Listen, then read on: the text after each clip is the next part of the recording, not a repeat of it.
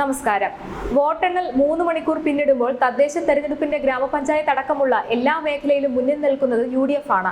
ത്രിതല പഞ്ചായത്ത് തെരഞ്ഞെടുപ്പിൽ ഗ്രാമപഞ്ചായത്ത്, ബ്ലോക്ക്, ജില്ലാ പഞ്ചായത്ത്, മുനിസിപ്പാലിറ്റി, കോർപ്പറേഷൻ തുടങ്ങി എല്ലാ മേഖലയിലും ലീഡ് പിടിച്ചിരിക്കുകയാണ് UDF. ഈ മുന്നേറ്റം അന്തിമമല്ലെങ്കിലും 2010 ശേഷം ചരിത്രത്തിൽ ആദ്യമായാണ് UDFന് ഇത്രയും വലിയ മുന്നേറ്റം ഉണ്ടാകുന്നത്. LDFന്റെ ശക്തി കേന്ദ്രങ്ങളിലടക്കം വൻ മുന്നേറ്റമാണ് UDF നടത്തുന്നത്. സംസ്ഥാനത്തിന്റെ നിലവിലെ രാഷ്ട്രീയ ചിത്രം മാറ്റിയെഴുതാൻ സാധ്യതയുള്ള സൂചനകളാണ് ഇപ്പോൾ പുറത്തു വരുന്നു എന്നതാണ് വിലയിരുത്തൽ. ഈ ട്രെൻഡ് തുടർന്നാൽ വരാനിരിക്കുന്ന നിയമസഭാ തെരഞ്ഞെടുപ്പിലടക്കം സ്വാധീനം ചെലുത്തുന്ന വ്യക്തമായ സൂചനയാകും തദ്ദേശ തെരഞ്ഞെടുപ്പ് ഫലം. UDF പോലും പ്രതീക്ഷിക്കാത്ത തരത്തിലാണ് 2010 ശേഷം ആദ്യമായി ഇത്തരത്തിൽ UDF ശക്തമായ മുന്നേറ്റം കാഴ്ചവെക്കുന്നത്. തിരുവനന്തപുരം കോർപ്പറേഷനിൽ ആദ്യമായി NDA അധികാരം പിടിക്കുമെന്ന സൂചനകളാണ് ഇപ്പോൾ പുറത്തു വന്നുകൊണ്ടിരിക്കുന്നത്. തിരുവനന്തപുരം കോർപ്പറേഷനിൽ BJP സ്ഥാനാർത്ഥിയായി മത്സരിച്ച മുൻ DGP R ശ്രീലേഖ വിജയിച്ചു. ശാസ്തമംഗലം വാർഡിലായിരുന്നു R ശ്രീലേഖ സ്ഥാനാർത്ഥിയായി നിന്നിരുന്നത്. BJP സംസ്ഥാന ഉപാധ്യക്ഷ കൂടിയായിരുന്നു R ശ്രീലേഖ. മേയർ സ്ഥാനാർത്ഥിയായി BJP പരിഗണിക്കുന്ന ശ്രീലേഖ കന്നി പോരാട്ടത്തിലാണ് വിജയം നേടിയത്. തെരഞ്ഞെടുപ്പിനിടെ ഉണ്ടായ രാഷ്ട്രീയ വിവാദങ്ങളെ മറികടന്നാണ് ഈ വിജയം. തദ്ദേശ തെരഞ്ഞെടുപ്പിൽ വാശിയേറിയ മത്സരം നടക്കുന്ന തിരുവനന്തപുരത്ത് ആദ്യ മണിക്കൂറിൽ തന്നെ NDAയുടെ മുന്നേറ്റമാണ് കാണാനായത്. തിരുവനന്തപുരം നഗരസഭയിൽ NDA ലീഡ് ഉയർത്തിക്കൊണ്ടിരിക്കുകയാണ്. 39 സീറ്റുകളിൽ NDA മുന്നിലാണ്. 19 സീറ്റുകളാണ് LDF മുന്നിലുള്ളത്. 14 സീറ്റുകളിൽ UDFന് മേൽക്കൈയുണ്ട്. വയനാട്ടിലും NDAക്ക് മുന്നേറ്റം. കൽപ്പറ്റ നഗരസഭയിൽ BJP അക്കൗണ്ട് തുറന്നു. പുളിയാർമല വാർഡിലാണ് BJP ജയിച്ചു കയറിയത്. MV ശ്രേയാംസ് കുമാറിന്റെ വാർഡാണിത്. തിരുനെല്ലി പഞ്ചായത്തിലും ഒന്നാം വാർഡിലും BJP അക്കൗണ്ട് തുറന്നു. കഴിഞ്ഞ തവണ LDF 100% വിജയം നേടിയ പഞ്ചായത്താണിത്. വയനാട്ടിൽ VA ജിതേഷ് ആണ് കൽപ്പറ്റയിൽ ജയിച്ച രണ്ടാമത്തെ BJP സ്ഥാനാർത്ഥി. കോഴിക്കോട് കോർപ്പറേഷനിലെ ആദ്യഫല സൂചനകൾ പുറത്തുവരുമ്പോൾ BJPക്ക് മികച്ച മുന്നേറ്റമാണ് കാണാൻ സാധിക്കുന്നത്. നിലവിലെ മേയറായ ബീന ഫിലിപ്പിന്റെ ഡിവിഷനായ പൊറ്റമ്മൽ BJP പിടിച്ചെടുത്തു. ഇവിടെ കോർപ്പറേഷനിലെ BJP കൗൺസിലറായ T റെനീഷ് ആണ് വിജയിച്ചത്. കഴിഞ്ഞ തവണ 652 വോട്ടിനായിരുന്നു ബീന ഫിലിപ്പ് ഇവിടെ നിന്നും വിജയിച്ചത്. അഡ്വക്കേറ്റ് അംഗത്തിൽ അജയ് കുമാർ ആയിരുന്നു ഡിവിഷനിലെ LDF സ്ഥാനാർത്ഥി. സമരഭൂമിയായ മുനമ്പത്ത് ആദ്യ ജയം BJPക്കാണ്. NDA സ്ഥാനാർത്ഥി കുഞ്ഞുമോൻ അഗസ്റ്റിനാണ് വിജയിച്ചത്.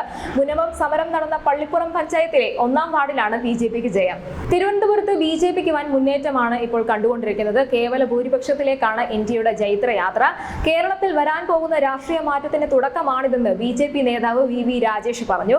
കൊടുങ്ങാനൂർ ഡിവിഷനിൽ നിന്നും VV രാജേഷ് ഉജ്ജ്വലമായി വിജയിച്ചു. നേമം വാർഡിൽ NDAയുടെ MR ഗോപൻ വിജയിച്ചു. കരിമം വാർഡിൽ ആശാനാഥ് വിജയിച്ചു. പൊന്നുമംഗലം വാർഡിൽ ശ്രീദേവി വിജയിച്ചു. മേലാങ്കോട് വാർഡിൽ പാപ്പനങ്ങോട് സജി വിജയിച്ചു. ശ്രീകണ്ഠേശ്വരത്ത് BJP സ്ഥാനാർത്ഥി സുകന്യ വിജയിച്ചു. തിരുവനന്തപുരം കോർപ്പറേഷനിലെ മുട്ടട വാർഡിൽ UDFന് അട്ടിമറി ജയമാണ്. വൈഷ്ണവ് സുരേഷ് 397 വോട്ടിന്റെ ഭൂരിപക്ഷത്തിലാണ് ജയിച്ചത്. 1607 വോട്ടാണ് വൈഷ്ണവ് സുരേഷ് നേടിയത്. 1210 വോട്ടാണ് ഇടതു സ്ഥാനാർത്ഥി അംശു വാമദേവന് ലഭിച്ചത്. ഇടതുപക്ഷത്തിന്റെ സിറ്റിംഗ് സീറ്റായ മുട്ടടയിൽ വൈഷ്ണവ് സുരേഷ് സ്ഥാനാർത്ഥിയായതിനു പിന്നാലെ വോട്ടർ പട്ടികയിൽ നിന്ന് പേര് നീക്കം ചെയ്തിരുന്നു. CPM മേയർ ആര്യ രാജേന്ദ്രനും ഇടപെട്ട് പേര് വെട്ടിയെന്ന ആക്ഷേപം ശക്തമായിരുന്നു. പിന്നീട് ഹൈക്കോടതിയെ സമീപിച്ച് അനുകൂല വിധി നേടിയാണ് വൈഷ്ണവ് സ്ഥാനാർത്ഥിത്വം ഉറപ്പിച്ചത്. വോട്ടെണ്ണൽ പുരോഗമിക്കുമ്പോൾ കൊല്ലം കോർപ്പറേഷനിൽ UDF LDFനേക്കാൾ ബഹുദൂരം മുന്നിലാണ്. നിലവിൽ 11 ഡിവിഷനുകളിൽ UDF മുന്നിലുണ്ട്. 5 സീറ്റുകളിൽ മുന്നിലുള്ള LDFന് 4 സീറ്റിൽ മുന്നിലുള്ള BJP വലിയ വെല്ലുവിളിയാണ് ഉയർത്തിക്കൊണ്ടിരിക്കുന്നത്. സമീപകാലത്തൊന്നും ഇത്രയും വലിയ തിരിച്ചടി കൊല്ലത്ത് ഇടതുപക്ഷം നേരിട്ടിട്ടില്ല.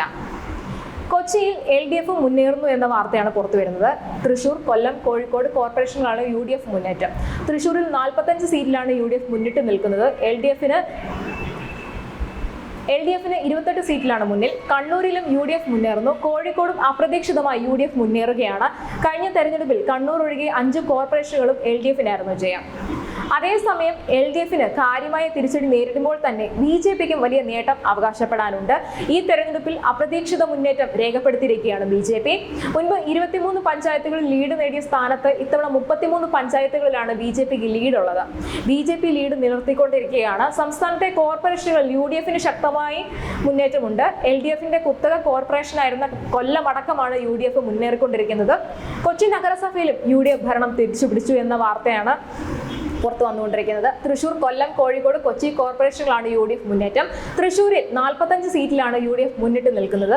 LDFന് 28 സീറ്റിലാണ് മുന്നിൽ. കണ്ണൂരിലും UDF മുന്നേറുകയാണ്. കോഴിക്കോട് അപ്രതീക്ഷിതമായി UDF മുന്നേറ്റം കണ്ടെങ്കിലും LDF തിരിച്ചുവരവിന്റെ സൂചനകളുമുണ്ട്.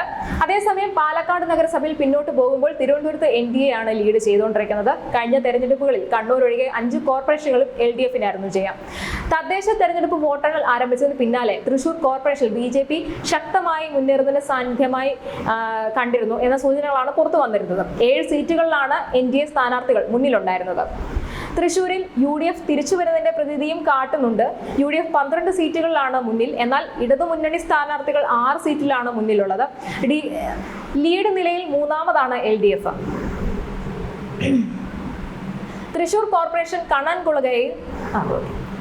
കോർപ്പറേഷൻ കണ്ണൻകുളങ്ങരയിൽ BJP സ്ഥാനാർത്ഥി മുംതാസ് വിജയിച്ചു. കോട്ടയം നഗരസഭയിൽ 48-ാം വാർഡിൽ തിരുനക്കര LDFന് വൻ തോൽവിയാണ്. അപ്രതീക്ഷിത സ്ഥാനാർത്ഥിയെ എത്തിയ NCP നേതാവ് ലതിക സുഭാഷാണ് തോറ്റത്.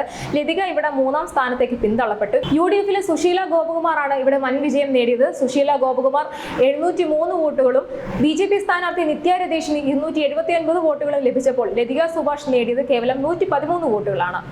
2021 സ്ഥാനാർത്ഥി നിർണയത്തിൽ തഴഞ്ഞതിന്റെ പേരിൽ കോൺഗ്രസ് വിട്ട ലതിക സുഭാഷ് പിന്നീട് NCPയിൽ ചേരുകയായിരുന്നു.